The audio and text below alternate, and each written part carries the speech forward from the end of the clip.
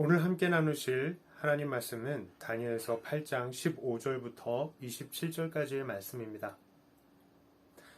나 다니엘이 이 환상을 보고 그 뜻을 알고자 할 때에 사람 모양 같은 것이 내 앞에 섰고 내가 들은즉 을레강 두 언덕 사이에서 사람의 목소리가 있어 외쳐 이르되 가브리엘아 이 환상을 이 사람에게 깨닫게 하라 하더니 그가 내가 선 곳으로 나왔는데 그가 나올 때에 내가 두려워서 얼굴을 땅에 대고 엎드리매 그가 내게 이르되 인자야 깨달아 알라 이 환상은 정한 때 끝에 관한 것이니라. 그가 내게 말할 때에 내가 얼굴을 땅에 대고 엎드려 깊이 잠들매 그가 나를 어루만져서 일으켜 세우며 이르되 진노하시는 때가 마친 후에 될 일을 내가 네게 알게 하리니 이 환상은 정한 때 끝에 관한 것임이라. 네가 본 바 두 뿔 가진 순양은 곧 메대와 바사 왕들이요 털이 많은 수렴소는 곧 헬라 왕이요 그의 두 눈 사이에 있는 큰 뿔은 곧 그 첫째 왕이요 그 뿔이 꺾이고 그 대신에 네 뿔이 났은즉 그 나라 가운데에서 내 나라가 일어나되 그의 권세만 못하리라. 이 네 나라 마지막 때에 반역자들이 가득할 즈음에 한 왕이 일어나리니 그 얼굴은 뻔뻔하며 속임수에 능하며 그 권세가 강할 것이나 자기의 힘으로 말미암은 것이 아니며 그가 장차 놀랍게 파괴 행위를 하고 자의로 행하여 형통하며 강한 자들과 거룩한 백성을 멸하리라. 그가 꾀를 베풀어 제 손으로 속임수를 행하고 마음에 스스로 큰 채하며 또 평화로운 때에 많은 무리를 멸하며 또 스스로 서서 만왕의 왕을 대적할 것이나 그가 사람의 손으로 말미암지 아니하고 깨지리라. 이미 말한 바 주야에 대한 환상은 확실하니 너는 그 환상을 간직하라. 이는 여러 날 후의 일임이라 하더라. 이에 나 다니엘이 지쳐서 여러 날 앓다가 일어나서 왕의 일을 보았느니라. 내가 그 환상으로 말미암아 놀랐고 그 뜻을 깨닫는 사람도 없었느니라. 아멘. 오늘 본문은 지난 7장의 환상이 있은 지 2년 후인 이 벨사살 3년째의 일입니다. 다니엘은 다시 환상을 보았습니다. 환상 속에서 그는 두 뿔을 가진 한 순양을 보았는데 한쪽 뿔이 훨씬 더 컸다라고 말을 합니다. 이것은 바로 메대 바사 왕국인데 처음에는 연합왕국으로 시작을 하였다가 결국 바사가 메대 왕국을 흡수한 것을 의미합니다. 자, 그런데 이 튼튼한 순양을 이기는 존재가 나타났습니다. 그것은 바로 한 뿔을 가진 숫염소였습니다. 이 숫염소는 바로 헬라 제국을 의미한다라고 말했고요. 또 이 뿔은 알렉산더 대왕을 상징하는 것이라고 합니다. 자, 그런데 그 뿔이 꺾이고 그 이후에는 뿔이 넷이 나왔습니다. 이것은 헬라 제국이 알렉산더 대왕 이후에 4개로 분할될 것을 말하는 것입니다. 그런데 문제는 이 4개의 뿔 중에서 난 하나의 작은 뿔입니다. 8장 9절부터 12절까지의 말씀입니다. 그중 한 뿔에서 또 작은 뿔 하나가 나와서 남쪽과 동쪽과 또 영화로운 땅을 향하여 심히 커지더니 그것이 하늘 군대에 미칠 만큼 커져서 그 군대와 별들 중에 몇을 땅에 떨어뜨리고 그것들을 짓밟고 또 스스로 높아져서 군대의 주제를 대적하며 그에게 매일 드리는 제사를 없애버렸고 그의 성소를 헐었으며 그의 악으로 말미암아 백성이 매일 드리는 제사가 넘긴 바 되었고 그것이 또 진리를 땅에 던지며 자의로 행하여 형통하였더라. 자, 이 뿔은요 바로 네 왕조 중에 하나인 셀류코스 왕조에서 나온 안티오쿠스 에피파네스라는 악한 왕을 말하는 것입니다.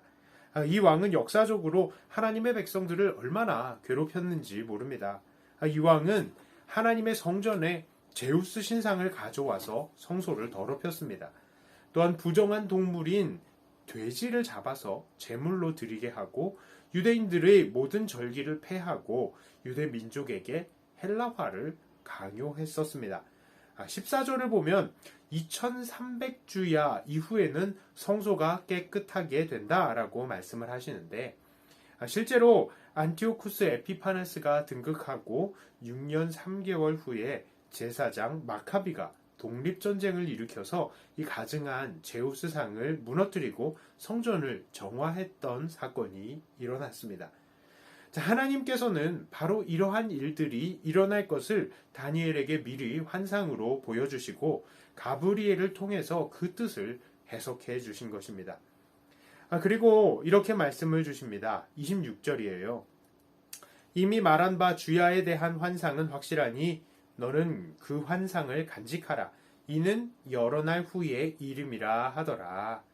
자, 이런 일들은 분명히 일어나고 말 것이니까 분명히 항상 그 환상을 붙들고 있으라 라는 말입니다. 자, 오늘 이 본문을 보면서 우리는 어떤 것들을 깨닫습니까? 첫째로 우리는 하나님은 틀림이 없으신 하나님이시다 라는 것을 알 수 있습니다. 하나님께서는 세계가 어떻게 진행이 될 것인지, 특히 이스라엘 백성들이 어떠한 운명을 맞이하게 될 것인지를 묵시를 통해서 아주 세세하게 보여주셨습니다. 묵시와 계시는 다른 것입니다. 계시는 그 말씀을 받는 사람들을 경고하기 위한 것이에요. 예를 들면 아합이 들었던 경고와 같은 것입니다. 아합은 이세벨을 통해서 나봇의 포도원을 부당하게 가져갔습니다. 그때 하나님께서는 이 그를 쓸어버리고 그에게 속한 것들을 치실 것을 예언자를 통해서 말씀을 하셨죠. 그러나 아합이 회개하자 하나님께서는 그 예언이 이루어지는 것을 그 아들의 시대로 늦추셨습니다. 이렇게 예언이란 것은요, 조건적이고 그 예언을 받는 사람이 예언을 통해서 경고를 받고 회개를 할 때에 그 결과가 그 사람에 대한 하나님의 이 예언의 내용이 달라질 수도 있다는 것입니다. 그 예언의 내용이 취소가 되건 아니면 그 내용이 미루어지건 그렇게 사람의 반응에 따라서 이 예언은 달라질 수 있다는 것입니다. 하지만 묵시는 그렇지 않습니다. 묵시는 무조건적입니다. 그리고 정해진 묵시는 분명히 이루어집니다. 오늘 다니엘이 본 환상이 그러한 것입니다. 정말 다니엘이 본 환상은 틀림없이 이루어졌습니다. 그리고 이것을 이루기 위해서 이스라엘의 백성들이나 혹은 세상의 열왕들이 이런 역사를 이루어야지, 이러한 하나님의 묵시를 이루어내야지 하고 열심을 내어서 영향을 준 부분들도 없다는 것이죠. 하나님께서는 그 무조건적으로 그 묵시가 일어나게 한 것입니다. 하나님은 정확하신 하나님이십니다. 하나님은 세계의 모든 역사를 이미 계획하시고 그 뜻 안에서 진행시키고 계시는 것입니다. 우리가 지금 그것을 다 깨닫지 못하고 있을 뿐이지 하나님은 오늘도 하나님의 일을 하시며 이 세계의 역사를 그 뜻대로 움직이고 계시는 분이십니다. 자, 두 번째로요. 우리는 본문을 통해서 우리 하나님은 그의 백성들을 준비시키시는 하나님이심을 볼 수 있습니다.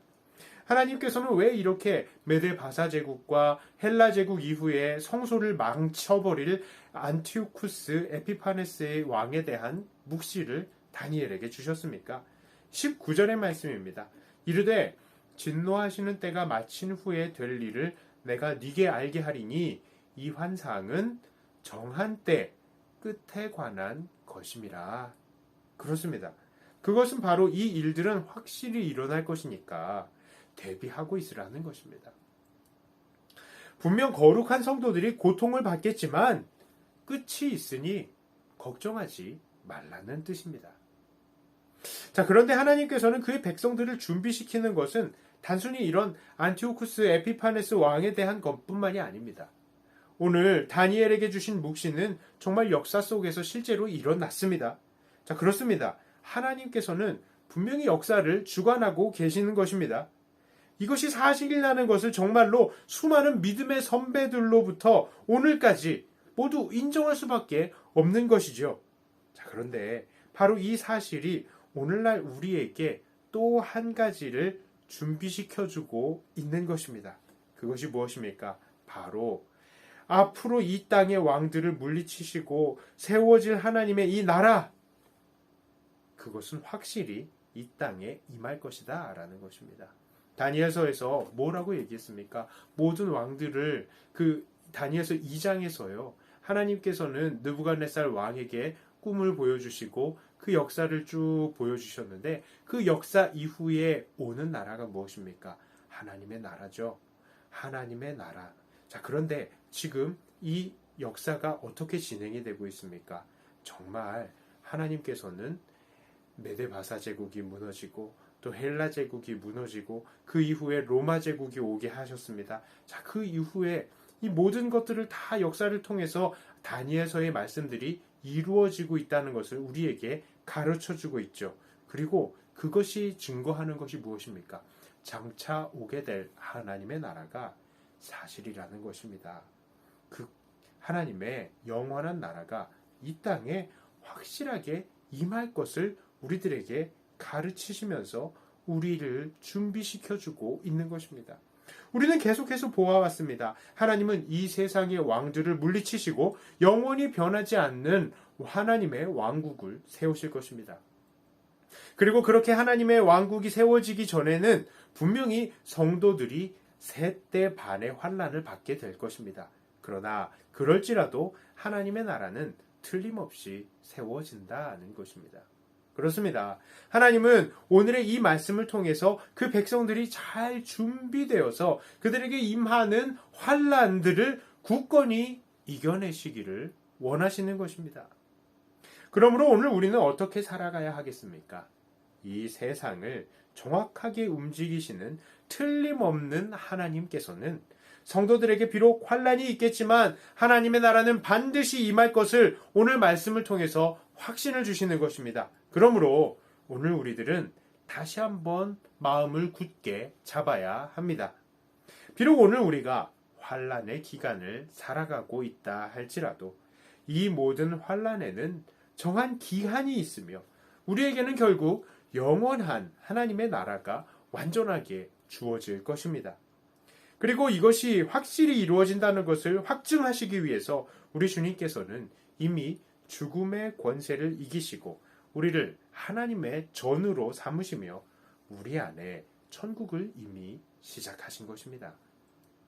자, 그러므로 오늘도 정확하게 세계를 움직이시며 그의 백성들을 준비시키시는 하나님의 앞에서 우리도 안심하면서 하루하루를 살아가며 준비된 자세로 이 시험들을 이겨냄을 통해서 늘 하나님께 기쁨과 영광을 돌리시는 저와 여러분들 사랑하는 백동교회 성도님들이 다 되시기를 주님의 이름으로 축복합니다.